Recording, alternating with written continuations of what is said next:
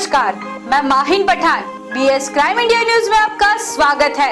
आप देख रहे हैं शमशेर खान की खास खबर। अशोका कोविड सेंटर से कोरोना मरीज ने लगाई छलांग।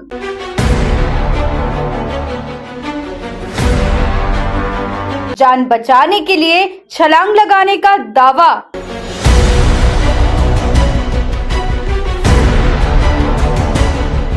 ऐसा क्या हुआ कोविड सेंटर में जो मरीज ने ये कदम उठाया?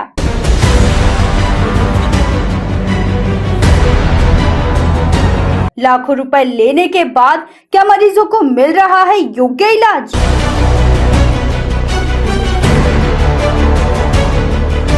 अशोका कोविड सेंटर का ये निंदाजनक मामला।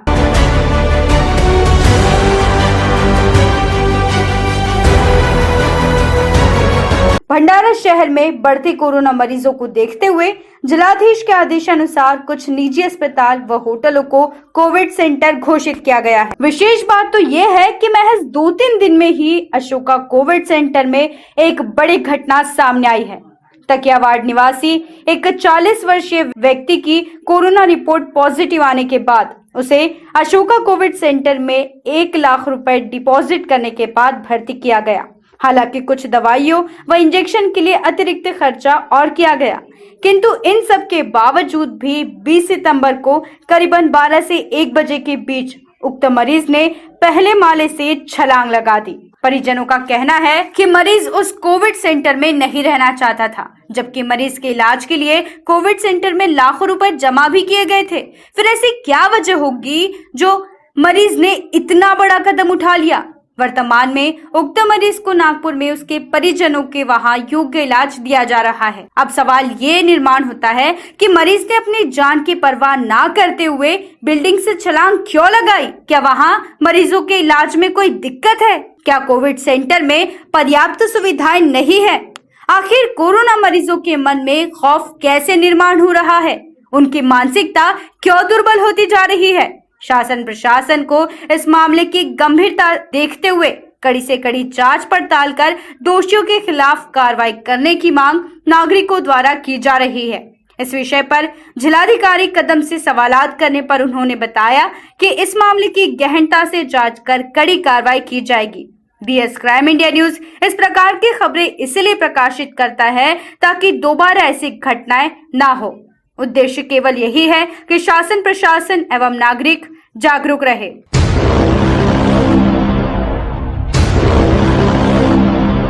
आज दोपहर 2 बजे मुझे पता चला कि मेरे पड़ोस में रहने वाले एक शख्स जिनका नाम आयतुल्ला शेख है, इन्होंने अशोका बार होटल में जो प्राइवेट कोविड सेंटर बनाया गया है, वहाँ से इन्होंने छलांग लगा दी है, ऊपर से कूद गए हैं फर्स्ट फ्लोर से। तो मैंने जब उनके परिजन से जाकर बात की, उनके रिश्तेदारों से मैं मिला, तो पता चला कि कल शाम 19 तारीख को 7:30 बजे इनको अशोका बार कोविड सेंटर में एडमिट किया गया था कोरोना पॉजिटिव होने की वजह से। तो डॉक्टर के बोलने के मुताबिक या हॉस्पिटल के स्टाफ के बोलने के मुताबिक इन्होंने 1 लाख रुपए पहले वहाँ पर डिपॉजिट करवाया और इनका पेशेंट वहाँ पर एडमिट हुआ। लेकिन आज 12 बजे इन्होंने हॉस्पिटल के फर्स्ट फ्लोर से अशोका बार से कूद गए, छलांग लगा दी। ये बड़ी अपने अंदर एक डरा देने वाली घटना है, बड़ी शर्मसार करने वाली भी है, शर्मनाक भी है, क्योंकि इसके पहले भी हमने देखा कि भंडारा गवर्नमेंट हॉस्पिटल में एक कोविड सेंटर से एक पेशेंट ने आत्महत्या कर ली थी और इसी तरीके का आज ये दूसरा मामला सामने आया है। लेकिन ये कौन सी बात होती है? ये अजीब घटना है अपने आप में कि कोविड सेंटर से, जहाँ पर नर्सें हैं, पूरा स्टाफ है, डॉक्टर्स है, वहाँ से कोई बंदा कूद कर खुदकुशी करने की कोशिश करता है या भागने की कोशिश करता है, ये तो अभी स्पष्ट नहीं है कि भाई क्यों किया है। हाँ, अलबत्ता इतनी बात ज़रूर है कि उनके परिजन ये बता रहे थे कि भाई पेशेंट ये बोल रहा था कि नहीं, मुझे वहाँ नहीं जाना है, मैं वहाँ नहीं जाना चाहता। तो आइंदा इस तरीके की घटना अगर होती है तो हमारे पास क्या हल है? नागपुर में उसका इलाज अभी हो रहा है, लेकिन अगर चोट हो जाती या कोई बड़ा हादसा हो जाता तो हम क्या कर लेते? इसलिए प्रशासन को इस तरफ ध्यान देना चाहिए और इस बारे में संजीदगी के साथ फौरी एक्शन लेते हुए इसकी जांच होनी चाहिए कि भाई कोविड सेंटर में क्या हो रहा है पेशेंट इस तरीके से क्यों सोच रहा है कि वो अपना इलाज कराने जाता है और इस तरीके का छलांग लगाकर या आत्महत्या करने की कोशिश करता है या कोई आत्महत्या कर लेता है। ऐसी चीज़ आइंदा हमारे शहर में या किसी भी जगह पर नहीं होनी चाहिए।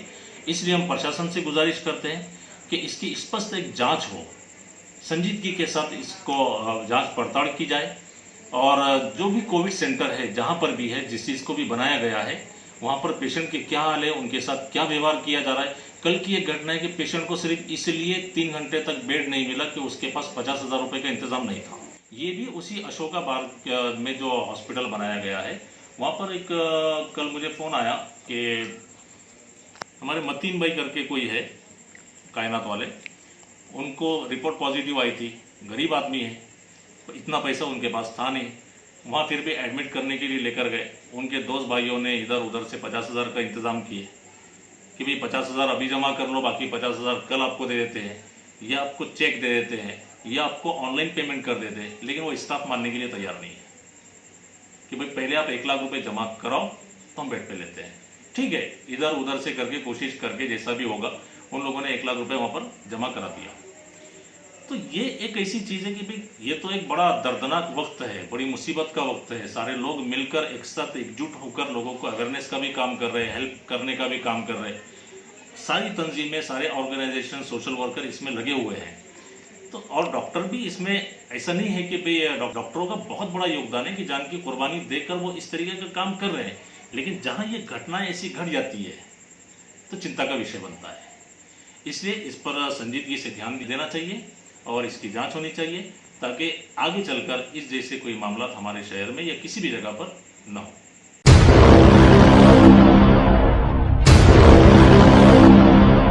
एक्चुअली एक पेशेंट को भर्ती किया गया था और लोगों में बात फैली हुई है कि वो पेशेंट ने उस कोरोना सेंटर से छलांग लगाई और इंजरी है और उस पेशेंट को नागपुर रेफर किया गया है। क्या घटना विस्तार में जानकारी सही है, आप बताइए। हमारे पेशेंट थे, उनका नाम क्या है?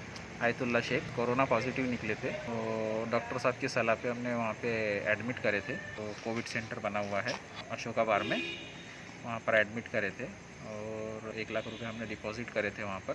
आपको कितने लाख रुपए बताया गया था? 1.5 लाख रुपए। अच्छा, ये पहले ट्रीटमेंट कहाँ पर हुआ था इनका सबसे स्टार्टिंग में? स्टार्टिंग मतलब पहले बुखार का ट्रीटमेंट वो इनसे कर रहे थे, अपना चौरेला से उनका चल रहा था। उसके बाद में उनकी रिपोर्ट कराए हमने, वो निगेटिव आई। पहली रैपिड जो टेस्ट थी वो निगेटिव आई। उसके बाद में डॉक्टर मेघरे साहब के पास लेके गए थे हमने। तो उन्होंने बोले कि भाई वो चेस्ट का भी कराओ, उसमें बोले सही पता चलता है। तो उसमें पॉजिटिव आई। वो बताया कि भाई वो आपकी मर्ज़ी पे है, बोले उन्होंने, यानी गवर्नमेंट पे ले जाना है या प्राइवेट में ले जाना है। हमने प्राइवेट चूज़ करे और वहाँ पर उनको भर्ती किए थे। कल रात 7:30 बजे हमने उनको भर्ती किए थे और 1 लाख रुपए डिपॉजिट किए थे। वो कितने पैसे बताए थे टोटल? 1.5 लाख रुपये। 1.5 लाख। 1.5 लाख रुपए में पूरा इलाज बताए हाँ, थे? पूरा इलाज बताए थे। और कुछ इंजेक्शन है बोले महंगे वाले, हाँ। उसका अलग से लगेगा बोले थे। अच्छा। बाकी पूरा 1.5 लाख में पूरा पैकेज था। अच्छा, खाना पीना सब था उसमें। उसके कोई रिसिप्ट दिए थे पैसे नहीं, भरने? रिसिप्ट वगैरह तो नहीं मिली थी। ऐसा कुछ भी नहीं? नहीं। ठीक है। और उसके बाद में पेशेंट को हमने कल रात भर्ती किए थे और उसके बाद में सुबह उनको थोड़ा सा सामान वगैरह भी पहुंचाए। तो तब तक तो ठीक थे वो। उसके बाद में फिर उनका फ़ोन आया कि भाई मैं वहाँ पर आ गया हूँ करके, वहाँ से भाग गया हूँ। तो फिर हम लोग गए वहाँ पर। तो वो पता चला कि वहाँ से वो गैलरी से छलांग लगा के भागे वहाँ से। कौनता ये अशोका होटल के कोरोना सेंटर से? जी। हाँ। फिर तो क्या उनको कोई इंजरी आई है? लोगों को बताया कि फ्रैक्चर हुए ऐसा? नहीं, फ्रैक्चर वगैरह नहीं हुआ उनका, लेकिन इंटरनल इंजरी है, थोड़ी सी इंटरनल इंजरी है। उनको। तो उसके बाद में वो अंदर जाना ही नहीं चाहते थे, काफ़ी घबरा गए थे वो। अब हमने उनको काफ़ी पूछे कि किस बात का डर है आपको, किस चीज़ से घबरा रहे हो। तो वो काफ़ी घबराए हुए थे, उन्होंने कुछ बताया नहीं हमको कि किस चीज़ से वो इतने घबराए हुए करके। तो उनका सीधा था कि मैं वहाँ जाना ही नहीं चाहता, इलाज नहीं करना चाहता। नहीं तो क्या है, उनके ऐसा लगता था उनके इससे कि क्या वहाँ ऐसा बराबर इलाज हो रहा है या नहीं हो रहा करके? अब उन्होंने ऐसा क्लियर हमको बताया नहीं, इलाज हो रहा है नहीं हो रहा है। हमने सारी चीज़ें पूछे उनको, लेकिन वो कुछ बताने के इसमें थे नहीं, कुछ बता नहीं रहे थे वो, यानी काफ़ी डरे हुए थे वो। तो उसकी वजह से फिर हमने उनको नागपुर रेफ़र किए हैं। नागपुर उनको लेके गए। नागपुर कौन से हॉस्पिटल में रेफर किया कुछ? नागपुर में तो हॉस्पिटल में नहीं मिला, वो पर्सनली कर रहे हैं। अच्छा, पर्सनली कोई डॉक्टर के ट्रीटमेंट में काम हो? डॉक्टर का आइडिया नहीं, वो रिलेटिव आए हैं उनके साले, वो उन्होंने लेके गए उनको। अच्छा, उन्होंने लेके गए। क्या चाहते हो आप? ऐसे एक हादसा आपके सामने हुआ है, तो क्या आप प्रशासन से क्या मांग चाहते हो? क्या लगता है आपको क्या होना चाहिए आगे?